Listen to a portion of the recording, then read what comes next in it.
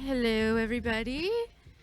Welcome back. I hope you had a good lunch. Thanks all for being here. We've had a great morning so far, and we're going to have a even better afternoon, or just as great afternoon. And so I'd like to invite our next panel to the stage and welcome you all to it on data governance for a trusted global internet. And I will pass it off to our moderator, Charles Morgan, to get things started. Terrific. Thank you very much. So the theme today is data governance and trusted global internet. I'm going to just say a few minutes to introduce the topic and introduce our speakers, and then we'll have the moderated discussion before we turn it to you for question and answer. So nothing new here. Data is an incredible source of value, but also a source of risk. Cybersecurity concerns are massive.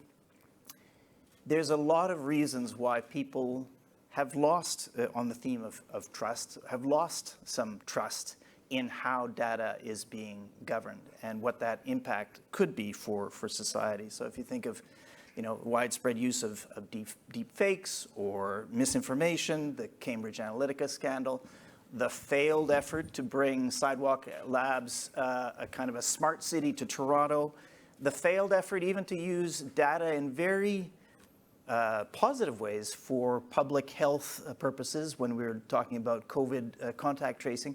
People just did not trust the government to use their public health data responsibly, and the contact tracing efforts failed.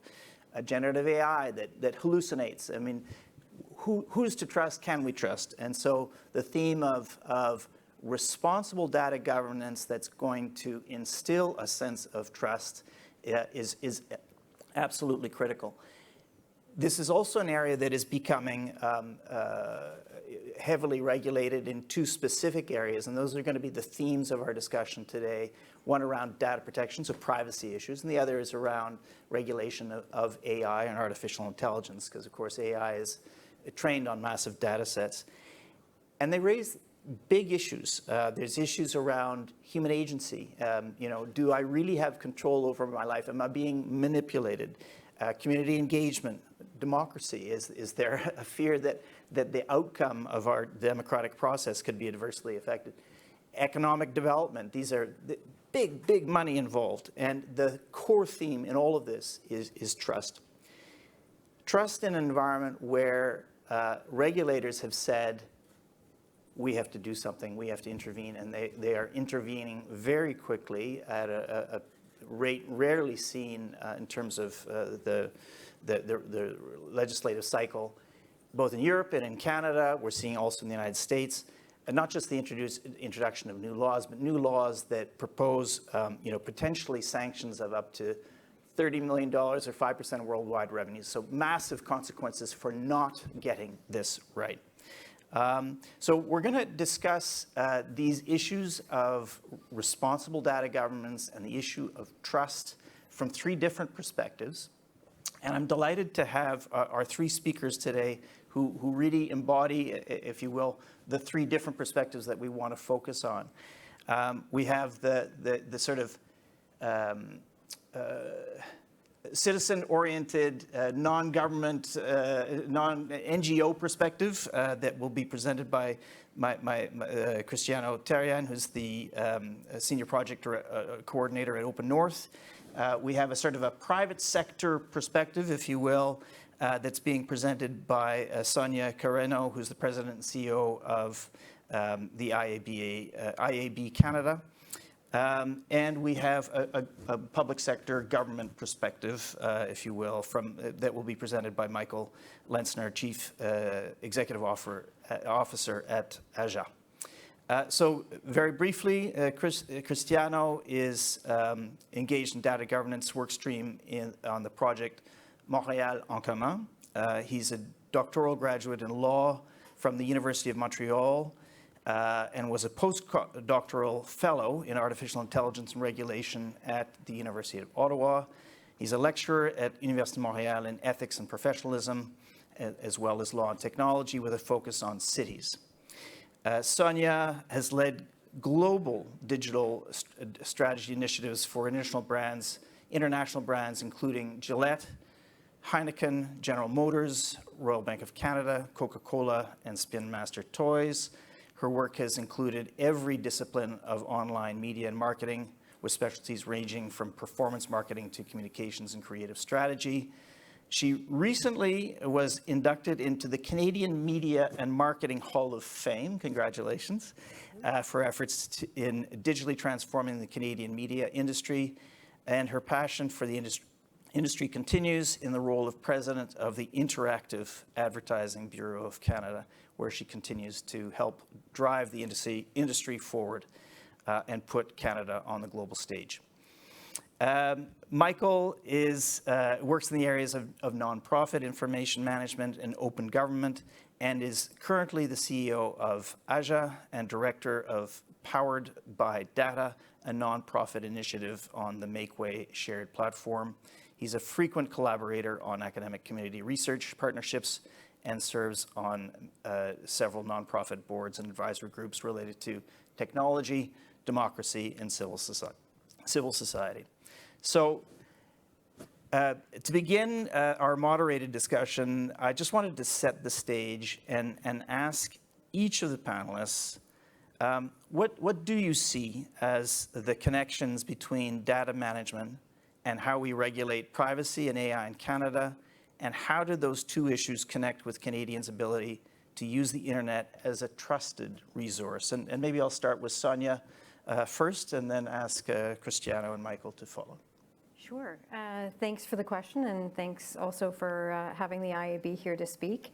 I think that the private sector, the online advertising industry in particular, has really figured out the importance of trust when it comes to the consumer, and as such has actually built frameworks that are even competitive in that arena, right? So how can I establish more trust with my consumer so that I can continue to do business with my consumer? And that connection is something that requires a lot of transparency. It requires controls. It requires communication. And so when you think about what citizens are looking for, they're looking for a deep understanding of how are you going to use my data if there is going to be a data exchange. Do I have a choice in the matter? And if I am given a choice, if I do make certain decisions or if I take actions, are they actually going to be enacted? So is it placebo, or are you actually respecting my choices on the internet? So for the IAB and for our members, I think what's really important is this idea of having a framework around transparency, around controls, and then also around safety. When you think about things like malware and any other nefarious business that can get transported through online advertising, that requires technology. It requires standards and frameworks that help to protect not only businesses but also private citizens. So I think that's my initial answer, but I'm sure that there's a ton more that I've missed. Well, perhaps Cristiano, you can complete or add. Yeah, data management is crucial. It's a big part of this, but also we have to reframe this discussion to include or focus on data governance, because when we are talking about AI, the more urgent task what we have ahead of us is really governance. And must be said also about AI and governance is that so far regulations, standards, or ethical commitments are not showing themselves enough. And in our work within municipalities, what we see also, one of the reasons for that is what AI are we talking about? There are so many ways of facing AI, so sometimes we are not even the same conversation. So data governance of AI, or within and for AI, might be an answer for potential answer for both. And about privacy, what we think is important to say now is that privacy is a basic human right. It was recognized by the Supreme Court of Canada as a quasi-constitutional status for the data protection laws. The GDPR is centered in a human right approach. The Quebec law, Law 25, is based also for a human rights approach. But what we are seeing for AI in a federal level is destined more for a consumer. It's not really on the citizen side. So we think that's a big subject that we should turn our discussion to. Michael? Just want to make sure I have the question right. So the connection between data management and how we regulate privacy in AI in Canada, and how do they connect with Canadians' ability to use the internet as a trusted resource? Thank you. So I guess just to kind of talk about the connection and the validity or the importance of that connection. I'm a technology, guy. I'm a self-described geek kind of stuff, even though I'm not as technical as some as I'd like to be. And so big believer in the promise of technology, but even I think technologists need to acknowledge that the internet is not a real place. It's not a separate place out there. Cloud computing is other people's computers. The internet is just like the environment. It is real. It is tangible. And of course, our government needs to be involved in regulating it the same way it would regulate other, important aspects of life that would touch its citizens, kind of thing. So I think there's an important role for government to regulate that and to, in some ways, protect citizens and ensure that we have the kind of society that we want. Of course, it's not just under national control, so it's not always easy for government to do that. And so the way it regulates it, to regulate AI and regulate privacy is just a fundamentally important role for government. I want to turn now to Cristiano. At Open North, you've worked closely with local governments and municipalities to assist them with the implementation of increasingly mature forms of data governance. So let's sort of focus on actually your efforts to help local governments become more mature in their efforts in this space. Can you, first of all, provide some examples, concrete examples of the sorts of projects that you've been working on? Why is effective data governance so central to their success? Why is it hard for local governments and civic-focused organizations to get data governance right? And what are some of the lessons learned? To make it more interesting, I would ask people there to help me with some slides. If you're, yeah, thanks.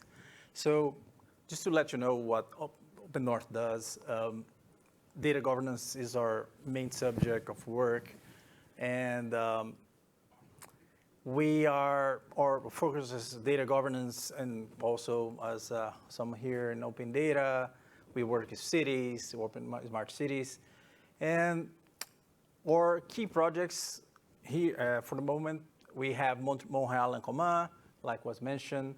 It's the project that I work with every day. It's an innovation community.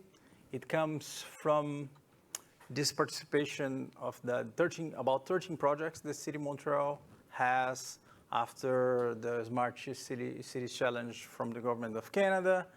And to mention others, we also had work with the City of Toronto, Trois-Rivières. We've also organized the Community Solution Network. But to mention specifically what I do, because that's the one that I'm drawing my lessons from, that was the question, and why it's so hard to make good data governance. One easy answer is there is no formula, okay? There is no one specific algorithm. You're gonna run it and then have, okay, the other side, read your plans, read your governance. You know, it's always contextual.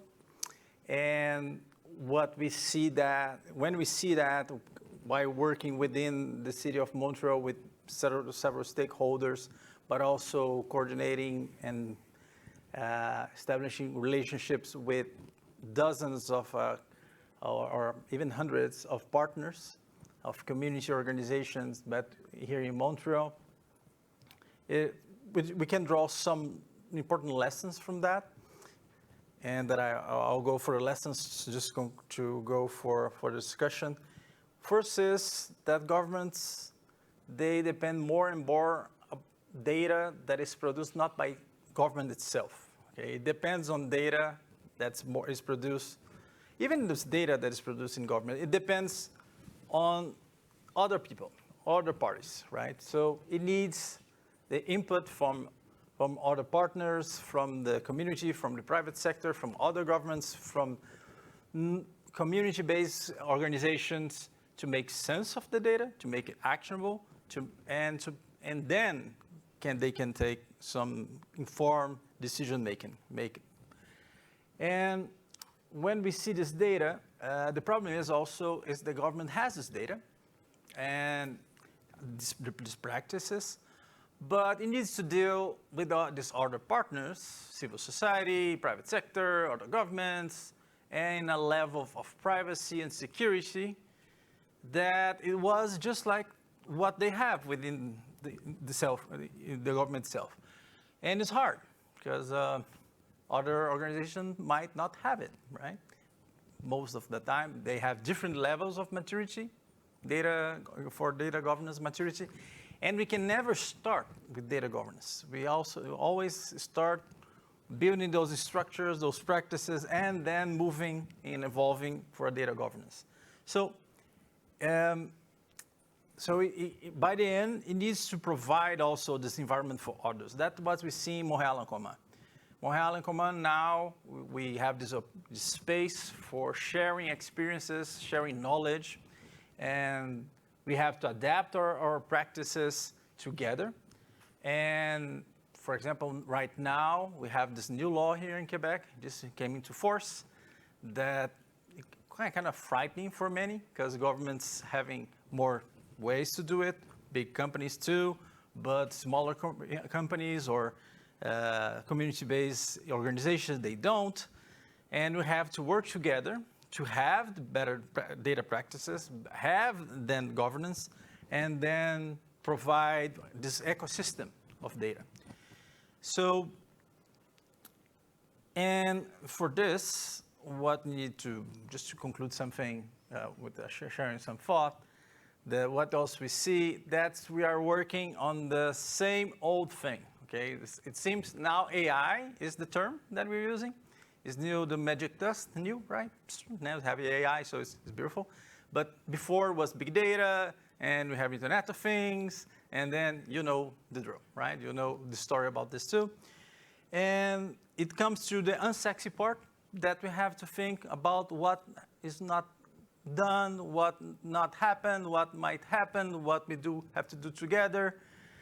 And that's the tough, hard part of doing data governance, since we don't have just a formula, but we have to build depending on context and technical conditions, political conditions, and also the legal conditions that change. I think it helps. Michael, do you want to comment, pick up on any of the themes that Cristiano was making? I think one thing that stands out to me is having been a fan of Open North since it started, is I'm just very aware that there's very few organizations like Open North. And for those of you that have followed the space for a while, we're kind of in the shadow of an organization that I admire greatly, of Communautique. I'm not sure if they're still in the same office, but an organization that has played a very important role around the democratic management of technology in Canada. And so when we think about how are we going to navigate these questions going forward, as much as I admire my private sector colleagues, they have a certain level of interest. Their funding comes from a certain place, and they need to be there to be part of the conversation. They provide a very, very important voice, but there needs to be other voices at the table. So just great to see my colleague here from Open North. Great. So I'll ask you to hand over the clicker to relinquish control. Sonia, the IAB represents a range of leading national and multinational brands. So this is a very different perspective that you're going to bring to the question. Your members use data in order to improve not government services, access to community programs, but in order to improve their products and services and to help ensure that consumers receive targeted and relevant information about the goods and services that will be of most interest to them. And in that context, building and nourishing a relationship of trust between, as you mentioned, your members and their customers necessarily involves ensuring a responsible use of their personal data. So I think it's safe to say that the IAB members, broadly support many initiatives to promote responsible data governance. But at the same time, I suspect that IAB members are finding it increasingly bewildering to comply with the increasingly complex and punitive regulatory environment and an unharmonized regulatory environment that applies to the collection and use of personal information and to AI. So my question to you is, what do you see as an effective data protection approach in Canada and abroad? And how can Canada leverage international frameworks and mechanisms for its own goals? Okay, so I'll level set just a little bit. For those of you who are unfamiliar with the IAB, the Interactive Advertising Bureau has been around since 1997. We are the trade association that represents the online advertising industry. We have over 250 members and represent about 90% of the Canadian online advertising industry, which is valued at around $16 billion. We're often painted with a brush of, not self-interest. Let's just say self-interest, which is fair. However, online advertising also presents a lot of great opportunities for Canadians and also globally. We represent over 50,000 jobs in Canada, We power online content and provide access to news, entertainment, all sorts of access to content online to the tune of roughly $20,000 in value to a consumer, to every individual in Canada. And that's about journalism. That's about content creators. That's about small to medium-sized businesses in Canada. And then we also contribute largely to the innovative landscape. So a lot of the technologies that you will have seen from some of our members, like Meta, like Amazon, like Google, have really benefited other sectors like the medical sector, health, telehealth, communications, and all sorts of other infrastructures. So advertising, while on the surface seems like it's all about the money, yes, sure. There are also some knock-on benefits to other industries and also to society at large. We are over-regulated. When you think about the idea of complexity, that's one thing, but it's also getting incredibly expensive, and it's also it's confounding. When you look at from 2015, which is when I started in my role, where largely we were talking about privacy and anti-spam legislation, over the years things have progressed, and as you can see on the right-hand side, that's just a smattering of the things that we're dealing with today. And we're fine with that. So the online advertising industry is fine. We believe in guardrails. We believe in regulation. Our problem happens when we get into the contradictions and some of the compliance conundrums. And I'm just going to give you 3 examples that are recent regulations that we've had to decipher and also come into compliance with. So Law 25, Cristiano was just referencing it. It's raised the bar for Quebec only, requiring express consent among a slew of other obligations that are also expensive, having staffing requirements and other accountability. But then, when we think about it, it's like, wait, what? The rest of the Canadian market now has become very difficult to access as a result of this, because we have now got a provincial law that is superseded anything else on a national level. So we were waiting for a federal bill to pass, but now we're all having to come into compliance with the Canadian law for, I'm sure we can have a cocktail and talk about the reasons why. But this is one example. The next example is the C-18 Canada News Act that passed recently. So news needs circulation as a service to generate ad revenue to stay in operation, right? So in order for news to be healthy in Canada, it requires eyeballs, which are then sold for advertising, which then helps to fund journalism. But wait, what?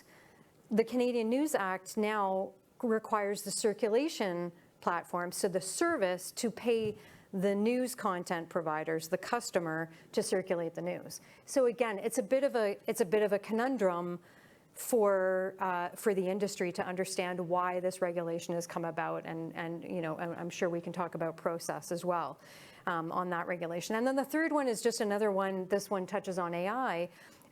Some amendments to the Canadian Elections Act, C-76, a couple of years ago, required that publishers needed to track ads that were supporting platform issues as they arose throughout the election season, and log them as elections ads. So if an ad came up, let's say about the environment, the publisher would need to capture the ad and then put it in a publicly accessible registry so that it was treated as an elections type advertisement.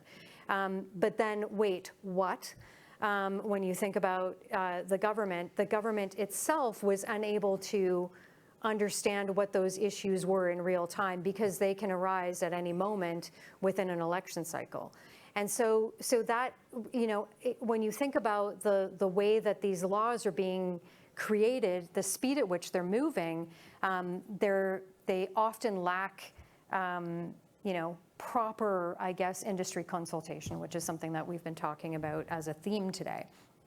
So when we think about how the industry feels about regulation, there's 3 different principles and 3 things that I wanted to share. One is, again, it's been talked about today, the internet is global. And it requires healthy economic circulation. We need frameworks and technical solutions that address common interests like human rights and cybersecurity, for sure. Using tools and standards created internationally represents a new form of diplomacy that we should all be engaging in.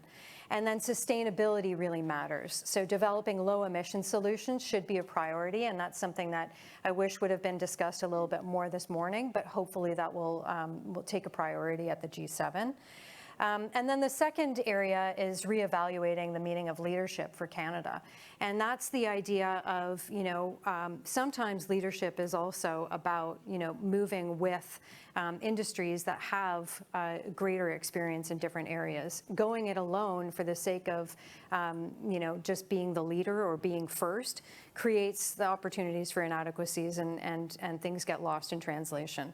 So we need to work with industry. This multi-stakeholder theme is a big one for us in the industry.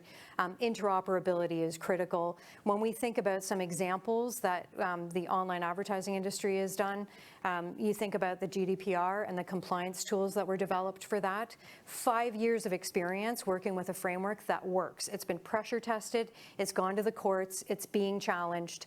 But these are just, it's just one example of something that is, globally available. We don't need to build our own. Global standards to prevent malware and fraud, standard ad formats for scale, and these are just, again, some examples of why leading for the sake of leading is not as powerful as actually moving with the industry globally. And then thirdly, avoiding tech debt, and this is where it's all about the money. The cost of compliance has become untenable, especially for the small to medium-sized businesses. I'm not talking about the big 5 that everyone always, saddles the online advertising industry with. It's about the small to medium-sized businesses that depend on advertising, and they are having a really, really hard time complying with the laws and the requirements. Allowing businesses to invest in innovation should be the priority, not in developing compliance programs and trying to keep up with that growing list that I showed you of regulation. And then patchwork policies. We need federal regulations. We can't fall into state by state, province by province, international laws, because it leads us into an extremely expensive and confusing landscape. When we looked at Law 25, we did a research paper. 52% lacked the resources to comply with Law 25. So this is, again, it's about the affordability of some of these regulations. And then uninformed, slower, confusing regulations is creating the tech debt that is going to put us behind actually internationally. So to summarize, regulation is welcome, but we require a heavy consultation with industry and other stakeholders to get it right. The internet is global, and technology requires interoperability to work and to scale. And then internet codes of practice, tools and frameworks offer a new diplomacy that we have to engage in, and then avoiding patchworks is really important for us. So that's my message today. So, Sonia, I'm going to put you on the spot and ask a couple of follow-up questions. Yeah. The first is, one of the wait what comments that you made related to Quebec's Law 25, express consent standards, and oh boy, what does this mean for doing business across the rest of Canada? Were there some, Bill, we'll get to Bill C-27, and others will probably have addressed it as well. Were there areas that jumped out for your members that say there is a disconnect between not Law 25 and PEPITA, but Law 25 and C-27, or on the privacy side? Were there issues where the standards that you are anticipating are going to come into place if Bill C-27 is adopted, there's just a conflict there? That's my first question. My second question, I'll start with that. How's that? Well, no, it's a great question. And when we saw the GDPR coming out, the industry was preparing for something that was going to be similar to the GDPR. So we started to develop a technical framework that would help to address, first of all, a couple of gaps with PEPITA, but also what was sure to come in Canada. And so when you think about it from the industry standpoint, we spent, close to a year developing policies, developing the framework, getting everything aligned. And then we got backlash from industry itself, from our members, because they were worried that this was going to take us too far into the future, and because the federal law wasn't quite there, right? It's still not passed. But anyways, and then out of nowhere, it seemed, Law 25 emerged. And Law 25 almost overnight created this situation where we did then have to go closer to the GDPR format that we had originally proposed federally to get us ahead. So this creates a situation where, there's a lot of our members that were uninformed, so they didn't know about it. Again, thinking about the theme of global, right? A lot of the investment into Canada comes from overseas and from south of the border, and so a law that applies only to Quebec may not be top of mind for California, as an example.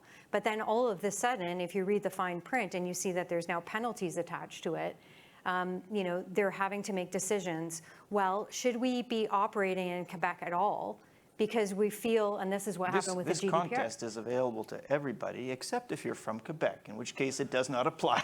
Right, well, right. But people, our members are scared, right? So they're scared to not comply with Quebec, but then it also means Canada in general, because now, and that goes back to the tech debt. So am I building now something just for Quebec?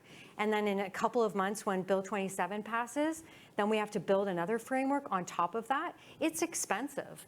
And when you think about the value of the Canadian market from an international perspective, it does beg the question, is it worth it, right, for foreign investment? Is it? Are we making it untenable for people to want to do business with Canada? So there's It's a problem. the related question, and I'd be curious to get Michael's thoughts on this one as well, is Canada, between a rock and a hard place? Canada is, let's just assume Canada wants to follow global best practice for, responsible data governance and so on. But you've got GDPR on the one hand, and you've got our largest trading partner on the other, the United States. These are two different worlds. How does you talked about Canada not, what form of leadership should Canada be demonstrating in that context? How does Canada demonstrate appropriate leadership in a situation where it is caught between these two paradigms? By developing interoperable frameworks that allow a seamless ability for all jurisdictions to operate, right? So, and by that I mean, okay, so we built this framework for the GDPR. We can adapt it for Canada. We can adapt it for California. We can adapt it for Arizona, for all of the different states that have different privacy regulations. And that's a signal-based approach that allows a consumer, no matter where they are, to be given the choices and all the requirements for that particular jurisdiction, and for the supply chain to act on the choices that that consumer makes within their jurisdiction. That's an interoperable framework that I think we can and we should all wrap our arms around and embrace. I think that the question is around, and I know we're going to get to it, but we need standard codes of practices, and we need sector by sector specificity when it comes to those standard codes of practices that are going to be palatable for the industry as well as Michael, I saw you nodding as I was asking the question. I'm not sure if there's anything that you'd like to add on that point. Yeah, I thank you for naming that, because even, sometimes that the really large forest is kind of lost. That obviously the U.S. doesn't regulate this stuff because this is their economy, and obviously Europe does because it's not their economy. But look at California; they are starting to regulate this California's stuff. California. Who would have thought? Yeah, right? there's exceptions to that for sure. But broadly speaking, it's not going to capture U.S. federal attention because these are their donors. These are the economies based on this. This is the growth area. Europe doesn't have those same top 5 companies. They're going to regulate the heck out of it. So what's the solution? We need to have smart regulators, and not, probably this is too far afield for me, but I almost think it again drives a larger forest issue of like, our federal government needs to focus on the federal mandate, right? And it has a certain number of ministries, a certain number of ministers, you can get elected. There's different competencies. Who are you going to put these ministers on, and what job are they going to do? And if they're focusing on other areas, then you're not going to have the attention you need from the legislature to actually do a good job of this stuff. So, Michael, I want to turn to you in particular, from the perspective, the sort of touch more on the public sector perspective that you can bring to these issues. And I know you have a background in open data from both the private sector and public sector perspectives, but what have you learned that could help us ensure that data use is well governed in Canada? Thanks. So I was the co-chair of the Open Government of Canada's multi-stakeholder forum, which was not an institution, but a place that Canada had to have was required to have because it's a signatory to the Open Government Partnership. So I was involved in that, again, with colleagues from Open North, co-chaired that for a little while. And I think it's, and then my company services the nonprofit sector, helps them put in, enterprise data management practices, and helps management, figure out data and figure out technology. So they have decent strategies because, again, in the technology space, in the data space, 75% of projects don't work. A bunch of those are execution problems, but a bunch of those, they were just never great ideas in the first place, and they weren't properly risk identified, which is why you hear about MVPs and Ajah and all this stuff from the startup community, because it's hard to do this stuff. So you can't just have what you think is a good idea and run with it. So, looking at the nonprofit sector where there's not great data management, not a huge level of sophistication. Looking at the government where there's a lot of challenges with this. I think that's informed my perspective that for citizens the government, the federal government in particular, has a lot of data and a lot of resources, so they should be able to do this right. Again, it is a challenge. I'm a big. I think our our bureaucrats are amazing. We have some of the best, one of the best governments in the world, and thank goodness, enjoy that. We all benefit from that. But I think for citizens, for people, for private sector and for government to really innovate and use this technology, there needs to, you need to steward public trust for that. And I think we could do a better job with that. So I think we're very focused on business. That obviously that should be the focus in some ways. But if we look, I work in the nonprofit sector. How can we do a better job of taking the risk, managing risk, but also of using the data for what it should be used for, which is to improve services for people and to increase accountability. And I think there's improvements from civil society that could be done around that. But for government, I don't think we're being as transparent as we could be, or they're being as transparent as they could be. I think there's projects that governments are working on that are very understudied by academia, and there's just a low level of awareness on. I'm going to show you a little bit here. And also, so the new bill, or the privacy bill, doesn't talk about government management, government use of data, and it doesn't talk about political parties' use of data. And that's just a major problem, that our parties are not being regulated. Our political parties are not being regulated in how they use data. No one's looking at it. It's a big issue, and it's a glaring omission in the bill. And there doesn't seem to be much attention to that from academics or from anyone else. So the social data linkage environment is a tool from StatsCan, where StatsCan's sucking up the data from across Canada, and it's linking it all. Right? This is being done in European countries by our Nordic, countries more aggressively than in Canada. It's kind of slowed by the fact that we have federal jurisdiction. So, it's not happening as quickly as it could. But the social data linkage environment is this tool that private sector can use, and government can use, and nonprofits, but it's mainly government can use to link data held by the government. And you don't get access to the actual results. They do the linkage for you, and they tell you the results in a way that protects the anonymity of people involved. The governance is very unclear on it, which is why all all approvals have to be signed off by the Chief Statistician of Canada, because there's not a strong, in the absence of a developed governance framework, they just say, hey, we're gonna get the chief person to sign off on this. You probably can't see too much, but this is just a tool. I invite you to check it out, social data linkage environment, for linking information. And so this is a project that has been, this is how they're transparent about it, is they put it somewhere on StatsCan's website and they say that it's publicly, they're letting the public know. The purpose of this project, so this is one project from 2023. The purpose of this project is better understand what causes firms to adopt new technology and the consequences it has on firms and workers. To do so, a microdata linkage is established between firm-level surveys on technology adoption and employee-employer databases. So StatsCan does a lot of this. They do surveys, but now they link the surveys to the administrative data they hold, right? So when you fill out your census, it's linked to your other information. It's not just the census, whatever. So one of the output is how different are the patterns of technology adoption by businesses created by subpopulation groups, such as women and immigrants? Do they experience additional hurdles for technology adoption?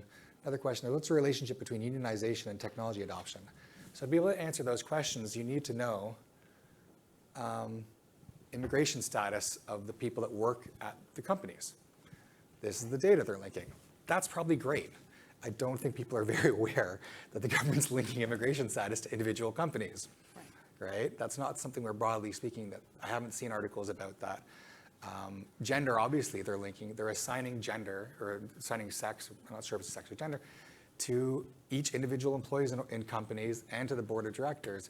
You can do that by, either the name tells you gender or sex of someone, or you can use the driver's licenses that record sex or different other government information that has sex, and you link that with the directors of companies or employee databases to be able to find out information. Other submissions that are here from 2022, analysis of the profile of recipients of guaranteed income supplements, mail out, and the determinants of the... This is the danger of an overly busy slide, Michael. Yeah. This is... Thank you. Where were you yesterday?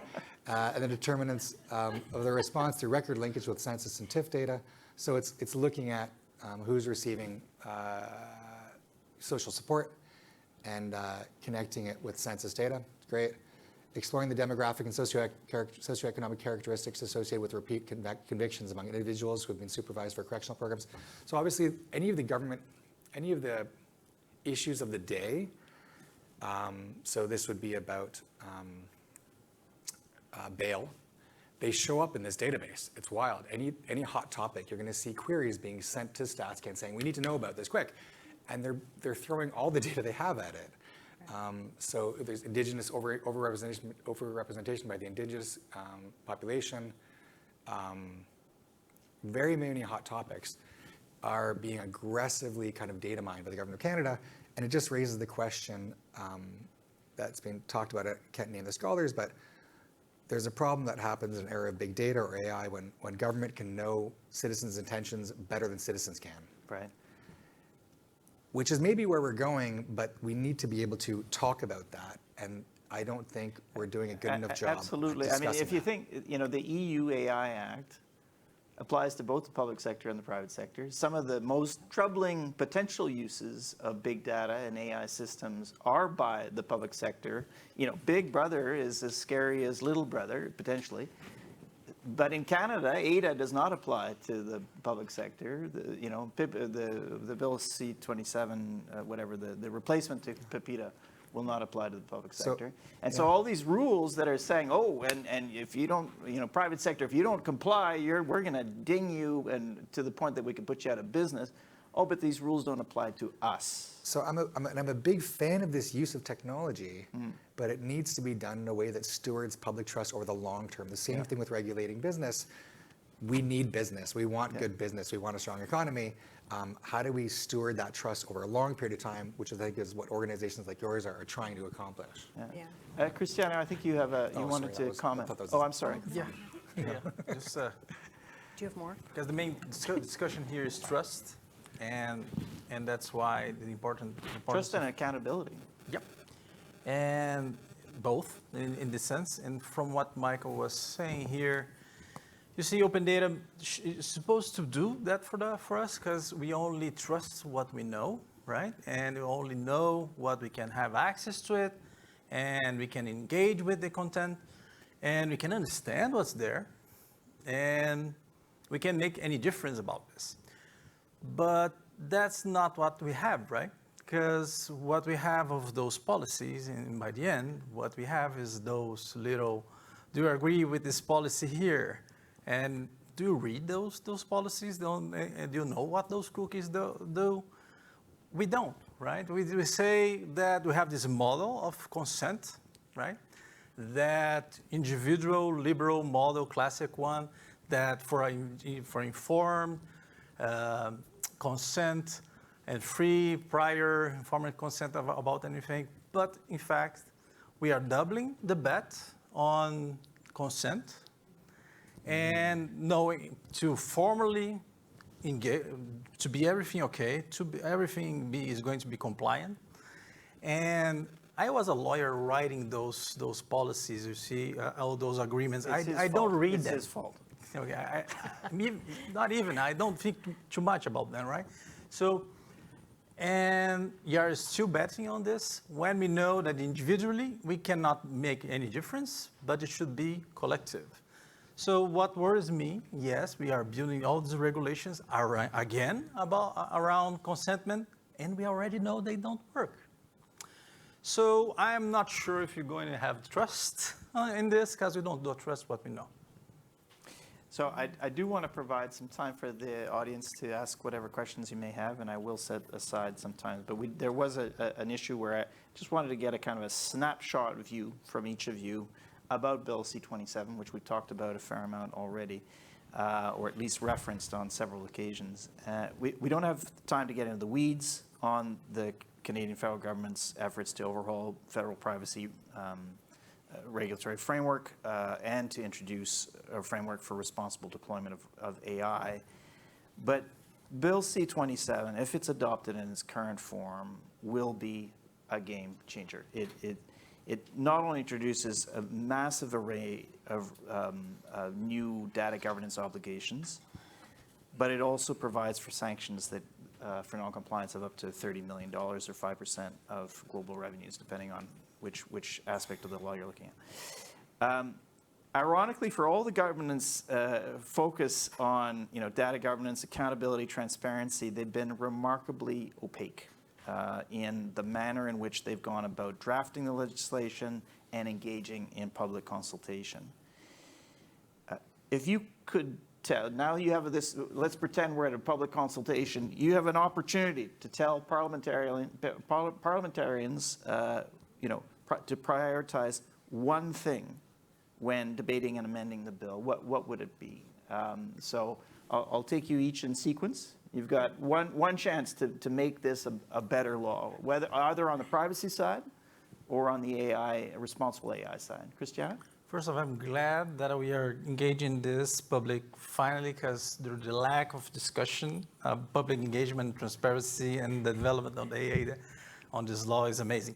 But we could talk hours about this, but we have to choose one. Is that oversight of should not be the oversight of this of AI, and should not be under innovation, science, and innovation, science, economic development Canada, because it's a kind of insane that we make the group that is responsible for the Canadian economy also be the ombudsman for the private sector of AI. So we are putting, it's kind of hard when you're pals, see, you'll be the ombudsman for protecting the rights of citizens. And it needs to be responsible for the parliament, for like the Office of Privacy Commissioner of Canada, but with also with some order-making power, because it needs to have also some teeth. Otherwise, it won't do much. But that's it. Sonia? I would echo Cristiano's sentiment. Thank you so much for inviting us to the consultation. First. Yeah, I would spend 20 minutes on that one. And then I would talk about the standard codes and practices and how vital that is for industry. And you know, that again, the theme of building off of frameworks that have got some history, that have some meat behind them, and have been pressure tested is really important. And developing sector by sector, use cases. I think, some colleagues today from Amazon, as well as Armilla, Phil from Armilla, both made those points about you need to pressure test with use cases against all of the codes of conduct and codes of practices, so that you can really get a strong understanding of what this actually looks like. So I think that would be the priority, is the codes of practice, and let the industry really participate in developing some of these things, because after all, especially when it comes to AI, a lot of industry built this thing. Industry built this machine, and industry knows it very well, what its capabilities are, and it's and I'm not saying let the fox guard the hen house. But let the fox, I prefer little brother, let the little brother, have a seat at the table, just to actually help to say, you know what, disagree because I know something that you might not know. I said, right, or government, right, just to help shepherd it. And then the other thing I would say, I know that there's only one thing. There was only one thing, but it would also be just please pass it. Please, we've been waiting for, I don't know, when were we supposed to pass it? 5 years ago, right? So let's pass a federal bill, please. That's you heard it today. How many times has industry clamored to be more regulated? Seriously. This is unbelievable. This is a historic moment. It's costing Thank you. money. Yeah. Fascinating. Michael? Great. So again, the legislate. I'm not probably as versed as I'd like to be in this piece of legislation. Certainly, I'm familiar with it to some degree. And it's a bit of a cop-out to say that I think process is, it's too late now, but process really matters. And it's probably, maybe it's naive to think that that politicians and our parliament should embrace things in a nonpartisan way, kind of thing. But I think it really undermines faith, obviously, and undermines the product, I imagine, by not sitting down with people while the bill is being drafted. The importance of talking to industry. Industry is not just the private sector, there are also the technicians that are using this stuff, and they're the ones that know if implementation is going to work or not. And that's part of being a better regulator, and also for the academic community to be a better voice in this conversation is, do you have friends that are technologists? If you can't program yourself, do you associate with the people that do this work, that are on the ground implementing these things? So I think that's hugely important. And you're seeing it happening with the digital. We're talking about the digital identity. Where's Canada going with digital identity?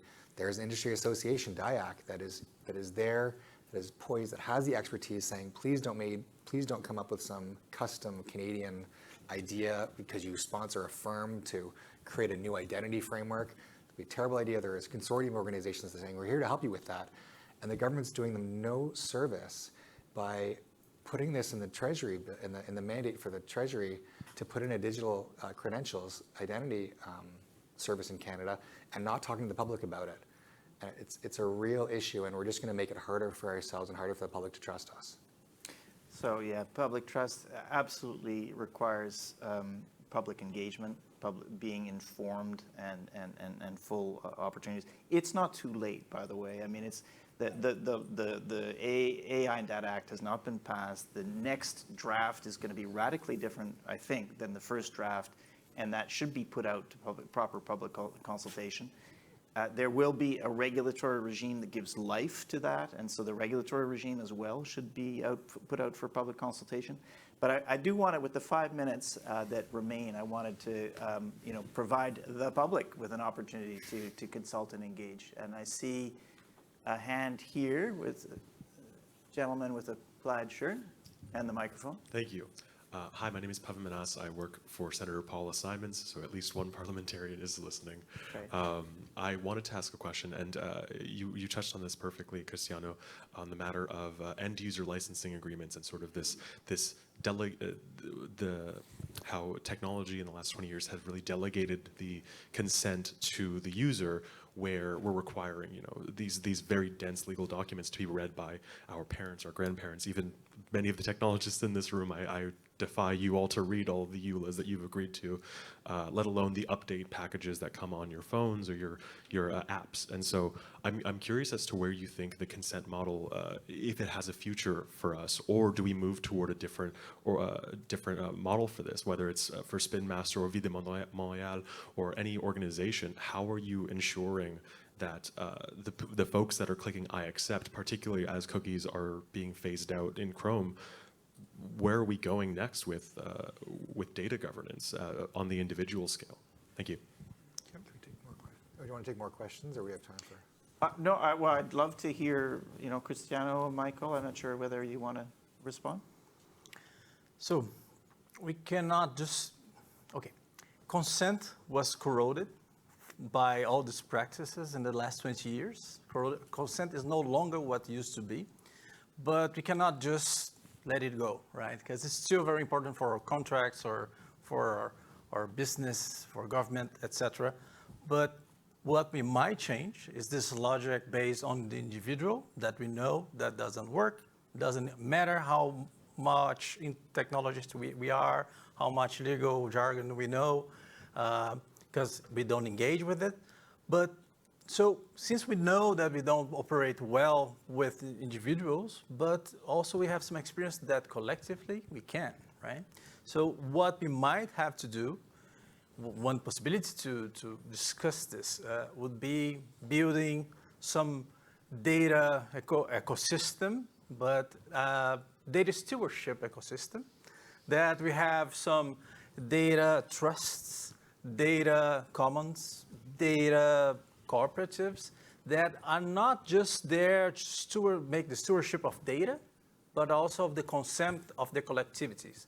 For example, here, Sonia represents here one collectivity. They have the resources to represent or express their concerns and their views in collective ways. They could be doing this for providing also agreement, right? For communities, you could think about this. That's building and developing a stewardship data ecosystem of different bodies that we can also be sharing data and getting to better places that with more trust, more accountability. Could be one way.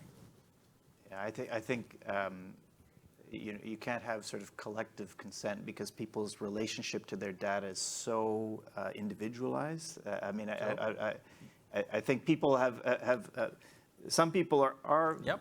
delighted to share their data and their most intimate aspects of their lives. Others people have a very, very different view. So I don't think you can get away from the sort of the consent model, but I think there must be ways to make it simpler. Yeah. And I don't know, Sonia, if you have concepts Yeah. as to how you can make that simpler. Yeah, I think I would add, because you said the word cookie deprecation, I think, or, which is very close to our hearts, obviously. So this is really important for us.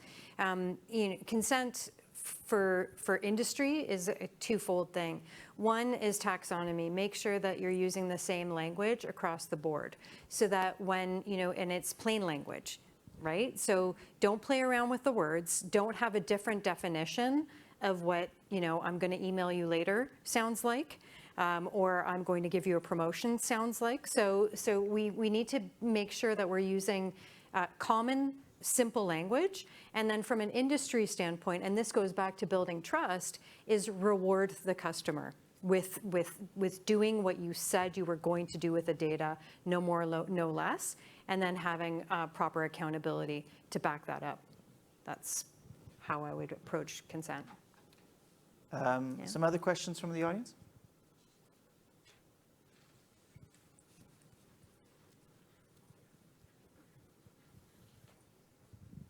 Hi, I'm Spencer from CIRA. I'm a little bit torn on this issue because, I I'm in marketing, I'm in communications, I'm in branding, so I use products from your companies that you represent every day. But I also fundamentally believe in data privacy and the right of people to control their data. And what I'm wondering is, I'm hearing a lot about how, the process to develop some of these regulations was not the best. And you've pointed out some, and to be honest, I have a lot of empathy for some of the ones you put on your slide. But what concerns me is you've got situations like Cambridge Analytica, Facebook Beacon, Apple's please ask not to track, but the company really doesn't have to not do it if they don't want to. There's an element of how do we get, because obviously it's clear that the best people at the table to understand the technology. I was just having this conversation earlier with someone about how no one really understands how these algorithms work. And the government is saying, well, show us your algorithms. And of course, most of us know that's not really how it's going to work, right? Like, it's probably not going to work that way.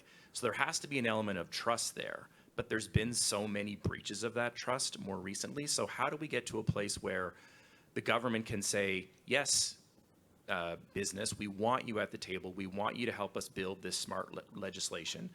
But we need to understand that you're not just building in Trojan horses or things like that are going to allow you to get out of jail free card later on, right? Like, people opted into Facebook Beacon, but they didn't know what they were opting into, right? So I think, how do you, and I'm trying to split the difference, because I actually fundamentally believe we need to figure this out. So how do you think that we can solve that problem? Yeah, I mean, it's a tough nut to crack, and that's why we need to have the multi-stakeholders in the room to have these discussions. I think that the first thing that I would look at is the demonstrable accountability, because everything is tethered to that.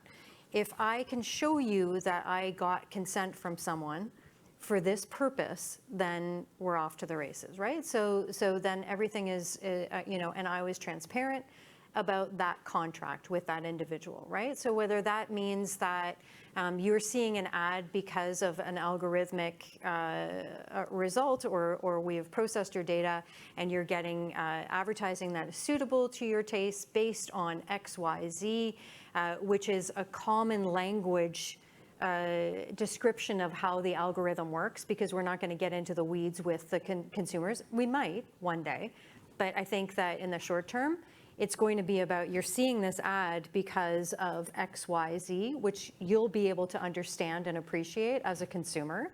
And then if I can show, and I think that this is where things tend to fall down, is I need to be able to have something in place to have a record that I got consent.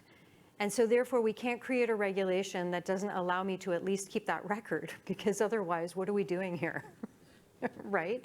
So and it sounds ridiculous, but we're facing it over and over again, where you're trying to build a framework that actually solves for the problem, but even the solution of the problem in the way that you're writing the regulation doesn't allow me to take action. So everything becomes this unsolvable Rubik's Cube for a bunch of technicians, because they're trying to figure out what is a framework that's going to work for this, because you've now poked, it's a piece of this legislation is Swiss cheese. We can't do anything with it, and it's very hard.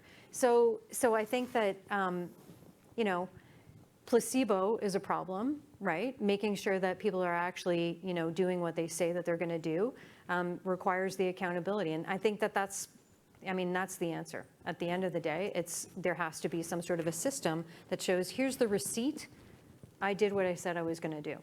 And the stuff you're talking about from a first-party data standpoint, the laws are written in such a way that it's it's third-party data that is on the chopping block, not first-party data. So there's going to be some flexibility for people who have managed to amass their own data stores, right? So, I see Michael is perhaps keen to add. We have run out of time, so I'll let somebody take us by the hook and off the stage. But Michael, do you want to just complete that thought? I would just say that policy making is, you're only able to do a good job of regulating in the realm of possibilities. So there's things that would be great to do, or that we must do because they're so important, but we actually can't. There isn't a way to do it. So the policymaker is stuck in that area, And we see what happens when policymakers get ahead of their skis saying, well, we're going to do this because it's important, but actually there is not a good path to implementing it. And it doesn't help, and it undermines trust in the regulators in that relationship. So even in this situation where algorithms, there isn't a mechanism to actually sit down to the legislature and show them the algorithm that you're using in your computers, because that just never would work. Even in those situations, there would be whistleblowers at companies the size of Facebook.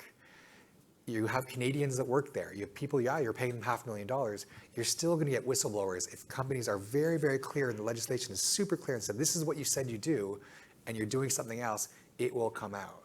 And if you have those fines, you have that clarity, I think you're at least doing the best job you can as a regulator for your citizens. Okay, I think with that. Thank you. Thank you. Everybody. Thank you to our panelists. Great conversation. Now there will be a short 10-minute coffee break.